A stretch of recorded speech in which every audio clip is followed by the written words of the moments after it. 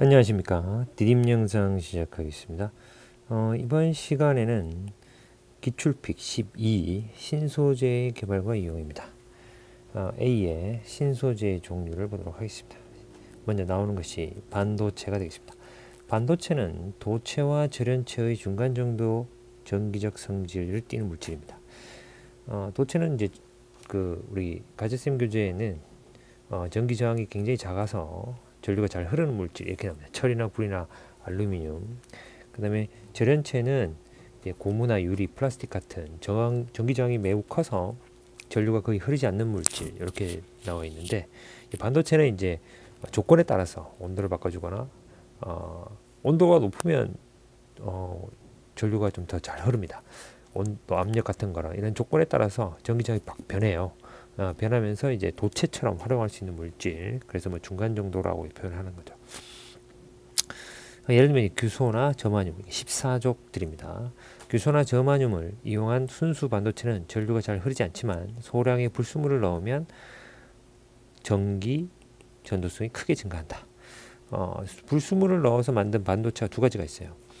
이런 원자가 전자가 3개인 13족인 원소를 넣은 붕소나 알루미늄, 갈륨, 인륨 같은 걸 넣은 거를 P형 반도체라 하고, 그 다음에 원자가 전자가 5개인 원소, 15조인 것이 인질소, 비소, 안티몬 이런 걸 넣은 거를 N형 반도체라고 합니다. P형 반도체는 여기 이제 B, 붕소가 들어가 있죠. 나머지는 다 규소예요. 붕소가 들어가 있는데 이 양공이라는 영어로 하면 홀입니다. 홀, 구멍. 말 그대로 이 구멍이 하나 생겨요. 그러면 얘가 왜 생기냐? 규소는 이제 다른 규소하고 공유결합을 하면서 가장 바깥 껍질에 원자가 전자가 다 8개가 다 채워져요. 근데 이제 얘는 13족이다 보니까 하나 부족하죠. 그래서 홀, 양공이 생기는 거죠. 그럼 이 빈 부분이 생기기 때문에 이 부분으로 전자가 이렇게 이동해 오기가 쉽죠. 전자가 또 이동해 오고 또 이렇게 빈 공간으로 이동해 오고 또 빈 공간으로 이동해 오는 거죠. 여기서 이쪽으로 이동해 가면 여기 비게 되죠. 또 여기서 또 이동해 가면 여기 또 비게 되고, 그럼 여기서 이동해 가고 또 비게 되면 또 다른 전자가 또 오고, 이런 식으로 이제 전자가 잘 이동한다는 거죠. 전하가 잘 이동할 수 있다. 그러면 무슨 말이에요? 전류가 잘 흐른다 이렇게 되는 거죠. 근데 N형 반도체 같은 경우에는 P는 15조에 전자가 하나 남아요. 그래서 하나 남는 거죠. 이 남는 전자가 어떻게 돼? 남는 전자가 또 이동을 한다는 거죠. 쉽게 남으니까 다른 곳으로 이동한다. 그래서 이제 전자가 잘 이동한다. 그럼 전류가 잘 흐르는 거죠. 그래서 이제 전기 전승이 좋아진다. 그죠? 원자가 전자가 3개의 원소를 첨가하면 공유결합할 전자 1개가 부족하여 양공이 생긴다. 영어로 하면 홀이라고 합니다. 홀, 구멍. 그러면 여기 전자 나르게라는 표현을 쓰는데, 그 양공이 전하를 이렇게 운반하는 그런 역할을 한다. 원자가 전자가 5개의 원소를 첨가하면 공유결합하고 있는 전자 1개 남죠. 그렇죠? 그 남는 전자가 전하 나르게, 전하를 옮겨준다 이런 의미로 나르게라는 표현을 썼어요. 역할을 한다 이렇게 되겠습니다. 그 다음에 다이오드는 P형 반도체와 N형 반도체를 붙여서 만든 건데, 한쪽 방향으로만 전류가 흐르는 거예요. 우리 교재는 교류를 직류로 바꾼다 이렇게 하는 게, 그게 이제 정류라고 합니다. 가정으로 들어오는 전기는 전부 다 교류입니다. 교류. 플러스 마이너스가 막 바뀌어요. 극이. 그런데 이제 우리가 집안에서 사용하는 이런 가전제품들은 전부 다 플러스 마이너스 극이 있는 거죠. 그래서 그렇게 다이오드를 통해서 정류장을 거쳐서 우리가 사용하는 거죠. P형 반도체의 전원에 플러스 극을 N형 반도체 전원에 마이너스 극에 연결한다. 이런 뭐 순방향이라고 표현하는데, 그렇게 되면 어떻게 되냐면 이 그림을 보시면 P형 여기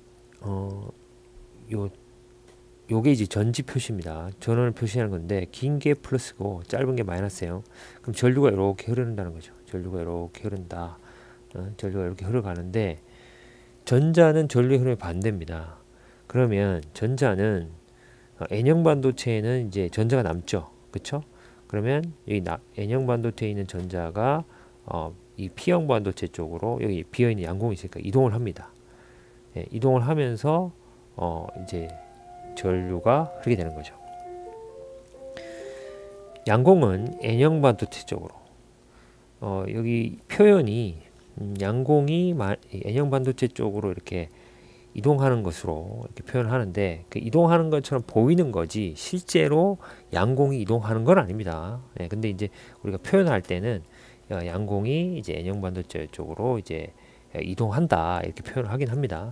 자, 전자는 반대로 P형 반도체 쪽으로 이동하여 접합면을 통과하는 요 붙어있는 면 P형 반도체에 붙어 접합면을 통과함으로 전류가 흐른다. 전원에 그걸 반대로 연결하면 그럼 이거를 이게 플러스가 아니고 이게 마이너스 플러스가 되도록 뭐 이렇게 연결하면 전류가 흐르지 않는다. 그렇죠? 그러면 이제 전류의 방이 바뀌는 건데 전류의 방이 바뀐단 말은 전자가 여기에서 이쪽 방향으로 간다는 얘기인데 말이 안 되는 거죠. P형 반도체는 전자가 없어요. 그죠? 네, 그래서 이렇게 간다는 게 말이 안 된다. 발광 다이오드 전류가 흐를 때 빛을 내는 다이오드가 발광 다이오드입니다. 네, 요거는 이제 빛을 내진 않고요. 빛을 내는 게 이제 신호등에 쓰고 이렇게 쓰죠. 그다음에 이용, 정류장치, 컴퓨터 CPU, LED 뭐 이렇게 쭉 나오는데 이 기출픽에는 트랜지스트라든지 뭐 OLED에 대한 이야기 전혀 없죠. 여기에서는 이게 기출픽이 좀 옛날 기준으로 된 것 같아요. 예. 자, 그다음 초전도체. OLED나 그 트랜지스터 이런 빠진 부분은 가채점 교재를 보시면 되겠습니다. 초전도 현상을 나타내는 물질을 초전도체라 하고 초전도 현상은 뭐냐 그러면 특정 온도 이하에서 0이 되는 현상 뭐가 전기저항 전기저항이 0이 되죠. 여기 있네. 전기저항이 0이 되는 현상을 초전도 현상이라 하고 전기저항이 0이 되는 온도 그 온도를 임계 온도라고 합니다. 그래서 이 그래프에 보면 전기저항 온도를 보면 X축은 온도고 Y축은 전기저항인데 온도가 이렇게 쭉 낮아져요. 온도를 낮출 때 특정 온도가 되면 즉 임계 온도가 되면 전기저항이 0이 됩니다. 없어져 버려 전기저항이. 예. 마이슨의 효과는 임계 온도 이하에서 초전도체가 외부 자기장을 밀어내는 성질. 그렇기 때문에 초전도체를 자석 위에 놓으면 자석 위에 뜰 수 있는 거죠.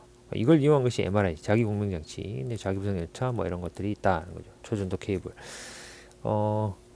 마이스너 효과 그림은 우리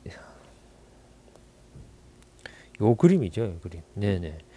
요 그림인데 이 지금 자석 위에 초전도가 떠 있죠. 이렇게 떠 있으려면 이 자기력선, 이 자기장을 이렇게 밀어내야 되는 거죠. 이렇게 밀어내서 근데 초전도 현상이 안 일어날 때, 즉 전기장이 0이 아닐 때는 자기장이 이렇게 통과해 버려요. 초전도 통과하는데 이 초전도체가 임계온도 이하로 낮아지게 되면 이런 자기력선, 자기장을 밀어낸다. 그래서 뜬다. 이런 게 이 얘기입니다. 우리 기출표에는 그림이 없죠. 액정은 액체 결정의 약자입니다. 고초와 액체 성질을 가진 함께 가진 물질인데 이게 LCD 액정 디스플레이, 리퀴드 크리스탈 디스플레이죠. 액정을 이용하여 얇게 만든 영상 표시 장치로 액정에 가하는 전압, 이 전압의 세기를 바꿔주면 빛의 투과량을 조절할 수 있어요. 여기 전압을 걸어주면 이게 액정이 전압을 걸어주면 이 액정이 일렬로 일정하게 쭉 배열이 돼요.